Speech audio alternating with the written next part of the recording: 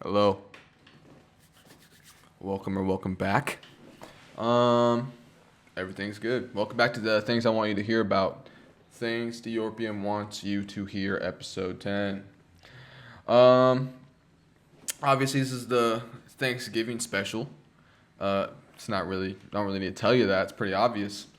My apologies for the late upload this week. Not that any of you or one of you really care, but I just feel like I gotta say something about it. I was in New Orleans, Nolans, however they want you to say it, for Thanksgiving this past week with my girlfriend and her father's side of the family, which is really cool. I'll talk about that here in a couple takes or whatever. But let's get right into number one. Everyone likes the old UFC fight kits, but I really like the new ones way more. Let me explain myself. Apparently, this is everyone hates the new kids is all I'm hearing. I mean, I personally like them way more than any of the last couple ones. They look way sharper, more sleek. They look a little futuristic. It looks like we're taking a step into the future with the Paramount shift, if that makes sense. I guess that should make sense. But the old ones, my honest initial reaction is they honestly look kind of like AI generated. Me personally too, I like symmetry, and I feel like they're not perfectly symmetrical, the new ones, but they look way more symmetrical than the past ones. The past ones, the last ones, you could see that they were kind of splotched all up the front and maybe kind of the side or around or whatever. I don't know. It didn't really look that good. It looked like I said, AI made it. But I like the new ones. Like I said, it looks futuristic, pretty sharp, pretty sleek. I hope they keep this one for the year, even though they're probably just gonna change them every year. That's just kind of seems like how it's been. So, yeah, I like them way more. Just putting that out there because I feel like no one likes them, or no one likes them more than the old one. And I feel like I'm honestly singled out, but I can't be. They just look better, and I know that there's people that agree with me. So, number two, Walking Buckley's social media method is the way. If you don't know what I'm talking about, first of all, just go to his Instagram. I'll put a video here right now. UFC don't know who the fuck they got.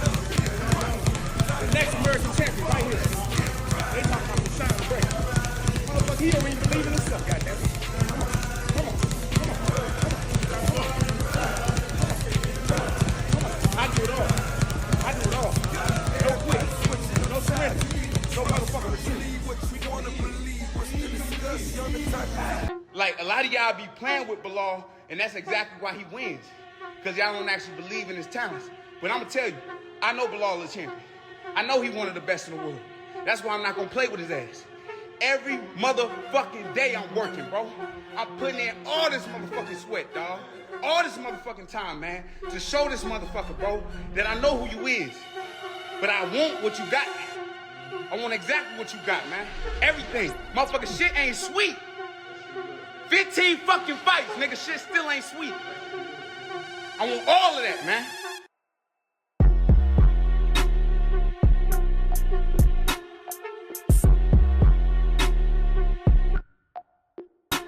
Anyway, since you saw that video, it's obviously just him got done sprinting 30 times back to back to back and taking a 45 plate over his head, just like this 1,000 times, and then doing 1,000 finger push-ups, and then just doing straight elbows on a bag only. He's just preaching about just his grind and his grind set, and it sells. That's why it's the method, because it sells me every time. Every video you see of him, he is putting in work somehow. And it's almost every video. There's some where he's just kind of chilling and talking or whatever, sitting down with a friend. But if he's promoting himself, he's always doing it after the peak of his workouts, where he's not gas, but just huffing and puffing. So you will be seeing me do that when I get more of a name for myself, fighting or whatever. Still in AME, so we got some time. I need to work on my skill set. Yeah, shout out Walking Buckley. Everyone needs to take notes. Honestly, just seen by the numbers, it doesn't seem like it's interactive, but if you are interacting with it, you know what I'm saying, basically. Yeah, shout out Walking Buckley, the GOAT. Number three, UFC 324 early predictions. Let me look up the card real quick with all of the fights I've gotten announced. Anyway, main event, obviously, Gaethje versus Pimblett. My prediction, probably Pimblett by sub. I could see him making Gaethje tap, honestly, in the second or third round. I don't see it going the full 5 at all. And if it does, that'd be insane. Maybe Pimblett had an off night. Co-main, Nunez Harrison. I got Harrison by Grape. That one's self-explanatory. O'Malley versus Yadong. O'Malley by TKO or KO in the first couple rounds. It is a 3-round fight, so it's gonna play off different. The pace is gonna be different. He's gonna be able to go for it more without having to like think about the 4th and 5th round, preserving like energy for that. You know what I mean? So I do see O'Malley sleeping the fool from China. Uh, Waldo Cortez Acostin, my Dominican Lord versus Derek Lewis. It's fluke or be fluked. I'm gonna go with Waldo Cortez Acosta. I could feel like when Derek Lewis goes into a fight knowing someone has like good power, and Waldo does have good power because he just kind of sleeps all the people he fights. Derek Lewis is pretty like patient. Not like, I mean, yes, patient is the right word, but he's also very like slow, and he's like, he knows he's putting himself at risk by just throwing an overhand or being able to get countered and slept basically. So I could see him just like overthinking going into this fight, not really going for it, or maybe he does and I'm completely wrong, and that would be I mean, I don't care who wins. I want them both to win. But I got Waldo probably catching him. I think I got Waldo catching him. I think he's the bigger one. Height-wise, they're probably around the same size. But obviously, Derek Lewis is more like dense, so he got more power in his hands. Obviously, he's a knockout king. But I'm going to go with my homie from the DR, Waldo. Bye. First round. I don't see it going out of the first round. It's either going to be a first-round KO or an insane decision. Pit-pat, they gas out. No, it's like Ngannou, Derek Lewis. Like, you know what I'm saying? Arnold Allen versus Gene Silva. Probably Gene Silva by finish. I could see him subbing him. I could see him finishing him. I really want Arnold Allen to win. I think I want to see Arnold Allen fight for a belt sometime in my life, but Gene Silva just seems a little bit too crazy and like hectic for Arnold. I think he's just gonna like honestly kind of go right through him. Arnold Allen is really good, but I think Gene Silva just is a whole nother demon, if that makes sense. Next, Alexa Grasso versus Rose Namajunas. I'm going to go with Alexa Grasso, but I wouldn't be surprised if Rose wins. I don't think any of them are going to get a finish. I'm going to go with Alexa Grasso by decision, but I think it's honestly a 50-50. I honestly don't know. There's no opening odds here, too, to help me, like, deter or whatever. Umar Nurmagomedov versus Figgy. Obviously, I want Figgy to win, but I think Umar is probably going to finish him. Or just go to no, I don't think it'll finish him. I think it will go to decision. And I think Umar will just be obviously better. Like Figgy's old. He's obviously not doing as good at 135 as he was at 25. Everyone's seen it. His last fight against Montel Jackson, he made it pretty clear that he won, but given his like logistics or whatever, he should have done better or maybe even finished him. But like you said, he is on the second half of his career, so I don't really think. And Umar's like, and I don't even know if Umar's in his prime yet, or like, you know what I'm saying? He might be entering his prime in this fight. So I think obviously Umar, by decision. I don't think I see him finishing him, but by decision. Then obviously this freak from Cameroon, Ateba Gutierrez versus Andre Puliev, the Russian fellow. Ateba by Grape. First round. I don't think I see going to a second. I don't even know who Andre is. But we all know Ateba, and he's probably going to actually destroy him. So those are my early takes. I'll probably talk about him again in a future video or whatever. But those are kind of like I said, my early predictions for UFC 324.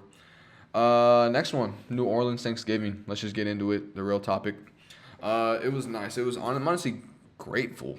Let me not start giving my thanks because it's my first time meeting my girlfriend's father's side of the family or whatever. But the hospitality was there. I got to see her brother T. Got to meet her two little sisters, Chloe and Claire. Very sweet, very sweet. Her dad, chill. Just got bread on deck. Tina's great, his wife. Bulgarian woman. Never met anyone from Bulgaria ever in my life. That was the first time, but she's a straight chiller. She's making me laugh. I feel like it's just like the tone of her voice is like I don't know if she's joking or not. But she is, just by like how she frames her sentences. She's obviously joking, but then she's like one of the boys. That's what I was telling Ellie, bro. She's one of the boys. She's just and she fits right in. You know what I'm saying? I got to meet her Bulgarian family too. They were really nice. It was only for like Thanksgiving dinner, but it wasn't like we were crackling at the table for hours. It was pretty quick, but it was still chill. We went to New Orleans. I got some beignets. I got my coffee. We were walking around the French Quarter or whatever. we gotta watch this gay clown street artist or whatever. Not even an artist, but like I guess a comedian slash magician. He was really funny. He was really just yapping the whole time. He was making Nazi jokes, LGBTQ jokes, gay jokes, all the good jokes that you would want to hear on the street of Louisiana. The jokes that people are too afraid to talk about on the internet. But this gay clown can say it on the side of the street, and no one gives a fuck, so that's great. He was talking about, Trump and Bubba in front of children, which is pretty crazy, but all the parents there seemed pretty chill. Half of the kids didn't really know what was being said or going on, but yeah, that's that. Besides that, it was really good. I mean, as soon as we landed in New Orleans, it smelled like piss. I'm sorry. That's just what it was. Besides that, everything was good though. I'm really glad I got to meet her, my girlfriend's other side of the family, because I feel like it was very anticipated, and the way she was explaining it to me made me like not like nervous, because I think it would have been chill regardless, but more like, how do I say it without saying too much? Like just basically not telling me not to do the wrong thing, but she just basically gave me a heads up about most of them. But I feel like the heads up she gave me weren't even like all that true. Like they were a little bit, but they weren't like as crazy as she seemed like it was gonna be. I don't know. Everything was chill, and I went in there thinking it was gonna be a little hostile or whatever. Not hostile, but you know what I mean. But yeah. Anyway, yeah. I first time in New Orleans, got our New Orleans magnet for the kitchen fridge, But there was this other magnet that we saw after I bought the magnet already that was like a shrimp crawfish boil. And it's like a 3D magnet, you know what I'm saying? Like it's popping out. It's not just 2D, Bro, it was so perfect. And I knew it was a better magnet after I seen it. One, because it just looked cooler and the vibes were up on it. But also, I think the shrimp and crawfish might have been playing like a jazz band. I don't know. But I know it was the real deal because it was not at the airport as a magnet to buy. You know what I mean? Those are the mainstream magnets. You get it right before you leave, whatever. Me and Ellie will be thinking about that shrimp magnet for the rest of our life, or until we go to New Orleans again next time. And if it's somehow there, it was the last one, so probably it will not be. Who knows if they restock? I don't. But yeah, shout out New Orleans. Very, very, very beautiful city. I like the architecture. I like the vibes. I like the jazz. I like the gay clowns putting their bodies through tennis rackets and shit. This thing keeps on falling. I'm sorry if it makes all this noise. Hope it doesn't fall again. A couple things I'm thankful for. It's the Thanksgiving episode. Let me just give thanks real quick. Number one, my ATT family. Just off the top of my head, these are probably the people who have impacted me the most. Sorry, this thing keeps on fucking falling, bro. Number one, obviously Alex. Shout out Alex. Probably one of the OGs from the gym. Who else? Alex. You got Cass. Cass is a chiller. God bless Cass. God bless Cass. I had her like 10 friends at my job. I was serving them or whatever. And bro, that day that they pulled up, we were like short staffed. You know what I'm saying? I was at the bar, making drinks, helping because we only had one bartender on a Friday night, bro. And then I'm also got this 11 top, got like 4 other tables, you know what I'm saying? I'm trying to do everything at the same time. Food running, I'm busting, I'm doing it. You know what I'm saying? But yeah, then she just blessed me with a really nice tip. I'm not gonna, say it. It's between me and her, but it was very, very nice and generous. Besides Cass, we got Ron. Ron helps me become a better fighter just by telling me the truth, regardless of how harsh it is. Like at my fight, he was telling me I fought like shit, and I wasn't putting on for the gym like how I thought I was. So he just kind of gives me that harsh reality truth, and that's what I prefer. Because me personally, I'm not a sugarcoating type. And if you are, I feel bad for you because you're lying to yourself and you are taking longer to get where you need to be by lying to yourself on a daily basis. That's just me, though. Besides that, who else? Alan, James, the other Asians. In Iowa, that's where I lived and grew up all my life. There was like no Asian people. I'm not even joking. There's a lot of nobody. There's literally nobody there besides like white people and like Mexicans. Maybe a couple of ginger people, but that's it. Obviously some black people, whatever. That's just how, rural Iowa is. But it's nice to be not to be open, but it's nice to be exposed to just different cultures around the world at the gym. Like, bro, that is the most like diverse gym is ATT Sandy Springs. I'm sorry. And I know a lot of gyms in the cities probably are diverse, but not as diverse as my gym. Sorry, we got them all. I don't even want to start naming them all, but dude, think of it. We got it. We got it. We literally have we have everybody. So if you feel like, there's some sort of racial issue at your gym, pull up to my gym. No one judges. Anyway, what I was getting at with that is, I guess, bouncing off the Asian thing. One thing I do like about Asian people is that every time I'm in the sauna and it's mostly Asian people and me, if someone's getting fat, they'll say something, but it's like chill. You know what I mean? Like you can just like they're rude to your face, but it's them being honest in a way, and I fuck with that. If your feelings get hurt, I'm sorry. You need some thicker skin. Sorry, that's just how it is. But yeah. Who else at that gym? Marcus, you know what I'm saying? Keeping me right at the front desk. Dorian, just looking at him and how he, trains and his pace, really inspiring. Who else? Tyrese, obviously, he's been gone for almost a year now. Whenever he comes back from Thailand, I'll let you know. Who else? Obviously, Tubbs, the man himself, the GOAT coach, the GOAT striking coach in all of Georgia. You want world-class striking? Just get some pad work with Tubbs. Who else, bro? I think that's really it at the top of my head of the gym. If I fuck with you, I fuck with you. We talk all the time, probably every week. So if I didn't say your name, please don't, feel any sort of way. Next thing I'm thankful for, my real friends and family. Obviously, my uncle, my family in Iowa. Called him on Thanksgiving. We were just chopping it up. A quick hour, maybe half an hour phone call, just catching up, whatever. Obviously, my cousins, my mom, my sisters. Nothing. I mean, and I guess I'll just go into the last one because it kind of just, they kind of merge well together or whatever. It's just overall peace in my life. Peace in my family, tranquility in my home with my girlfriend and my dog. You can't really ask for much more. You know what I'm saying? So just try not to take it for granted. I'm trying to be appreciative and just taking it in while I got it. Seriously, just taking it in while I got it. Yeah. Thankful for my girlfriend's family too. They're really nice. Her mom, her stepdad, Mike. Everyone's chill. Everything's good. There's no serious friction in my life with my, relatives and whatnot. So I'm very thankful for that. Yeah, I guess I'm just thankful for everyone in my life. And if you feel like you're my friend or it's reciprocated, I appreciate you. Thank you. Eric. Let's not forget about Eric. Sorry. My friend Eric. My only real friend that I didn't meet at the gym in Atlanta. I met him at work when he worked at Lobo with me. Now he works at Oaxaca, whatever. But shout out Eric. We went to Miami together. We went to 314, whatever. I've talked about it. Shout out my Dominican homie. Seriously. Number 6, I've been big backing, and I think it's the carts, bro. Bro, I usually walk around at 160 to 165. That's what I flow between, bro.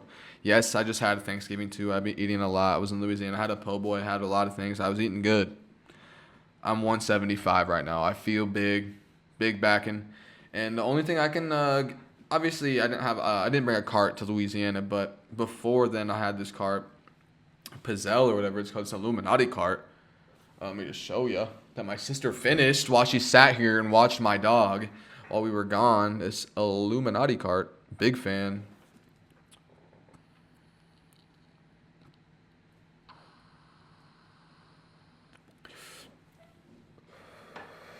Wow. Anyway, yeah, it's the carts. It just I get so high off the carts to where I feel like I don't have the self-control to put food down or not even put it down, but or the self-control to not go to the kitchen and find some bullshit to eat at 10 or 11 at night after I already ate lunch and breakfast and dinner or whatever. I don't even eat breakfast, but lunch and dinner. You know what I'm saying? And that's been adding up I've been a high calorie individual the last couple weeks. And yeah, it's kind of fucking me. And I do go work out today. I feel great. I worked out, I lifted, I ran my 3 miles, whatever. Yeah, and bro, my sister made mac and cheese, bro, and there was a container when I got home yesterday from the airport, and I had some mac and cheese. I had seconds on it. I was hungry. it's been fucking up my stomach. The mac and cheese is so good. It's just so cheesy. It's perfect. It's the greatest mac. Maybe not the greatest, but one of them. Everyone has a good mac and cheese. Some better than others, obviously, but it's fucked my stomach up. I'm not going to go into, TMI about all that, but it's pretty oily. It's fucking my stomach up. Yeah, I need to cut back on the carbs, but it's just so hard, bro. Every time I see Eric, he's like, I got a carb for you. And it's not even like he's selling. He just gives it to me because he's a good friend or whatever. And what am I going to say no to a free cart? Come on. How am I going to say no? But, yeah, and then I just lose all self-control, and then it's a cycle with every cart. But that's why I like my weed, because I'm not high for too long. I'm not too high. I can kind of control it better. Just smoke a smaller bowl or whatever.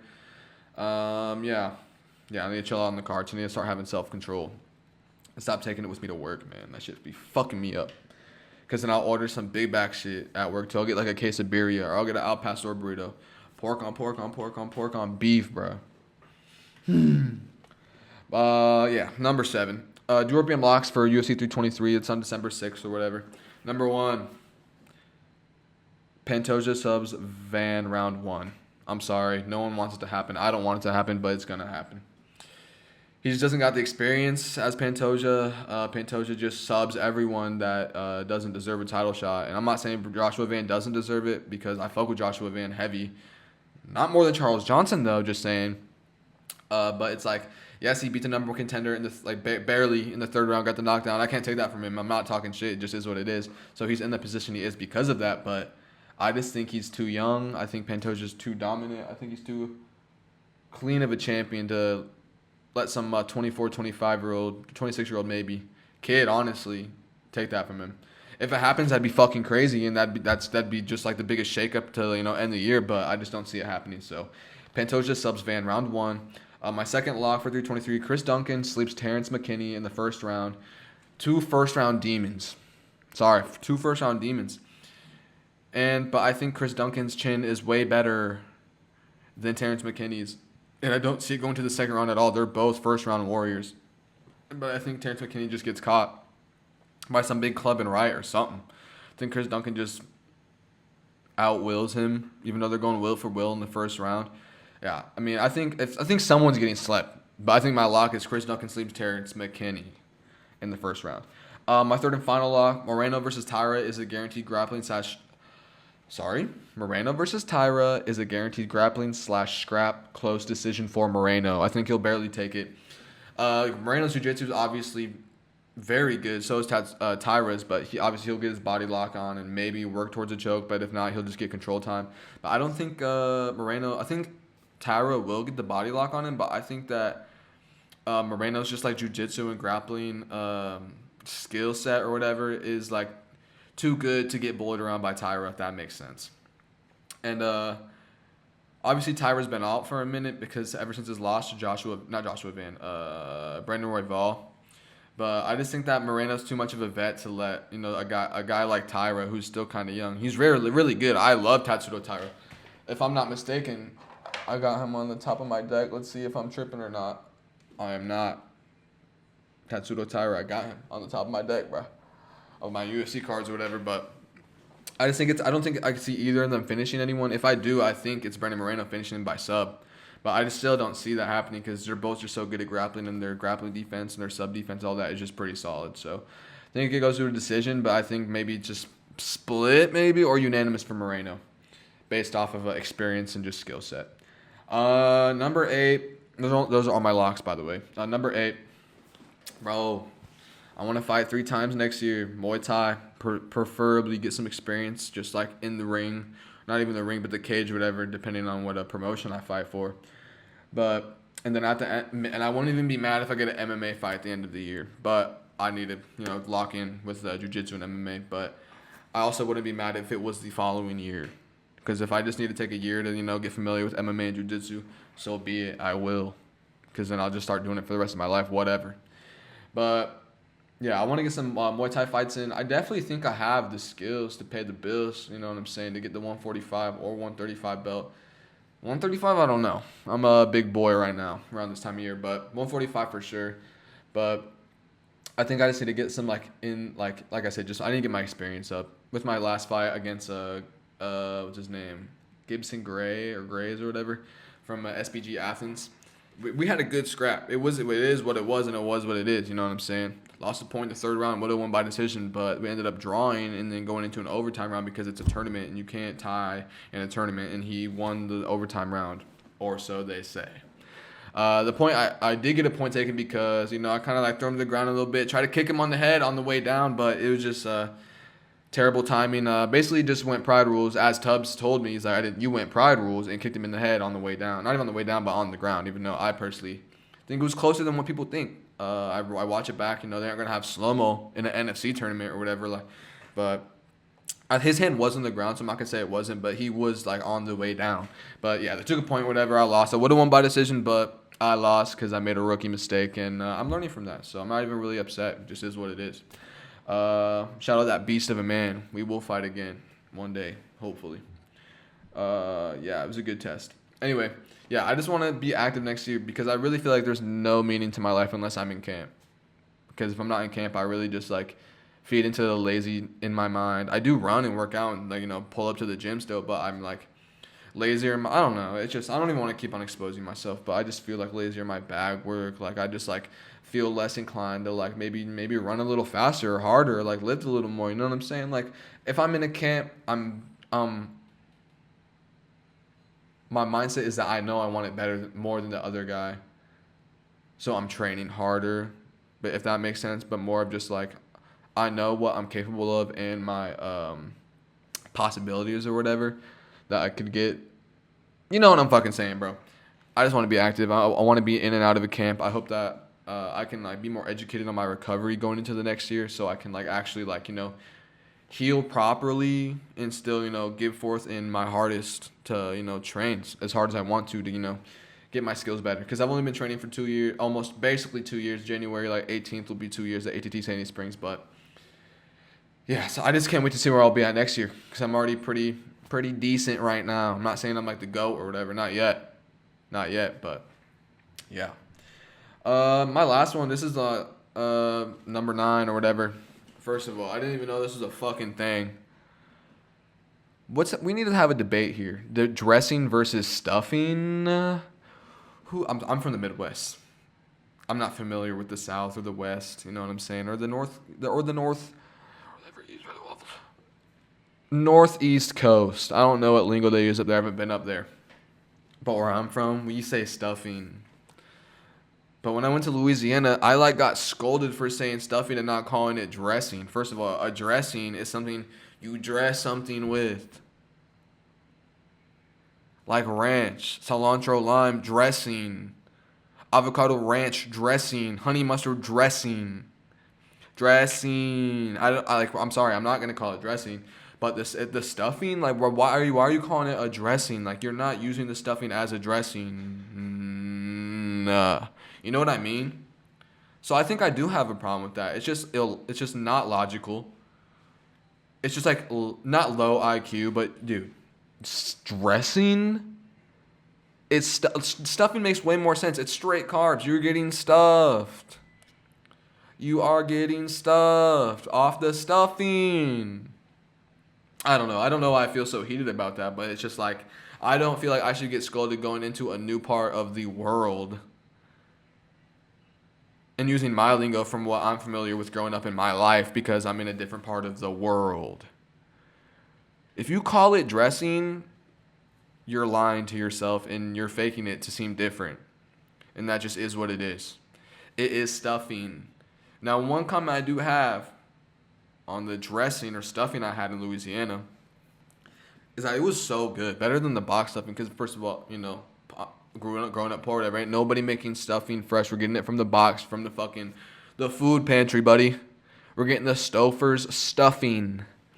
But bro, the dressing whatever they made was so good. It was homemade, fresh, from scratch. It was just, there's a difference, and I loved it way more than the stuffing that I'm used to. But I'm not calling it dressing. It's so illogical. It makes no sense, and you guys have to agree with me because you are watching this video. You have to agree. Yeah. But anything else? Sorry, Face ID. Nah. That's it. Goodbye. Happy Thanksgiving. Hope you had a good time with your family and that there was no family issues for any of you guys. Goodbye.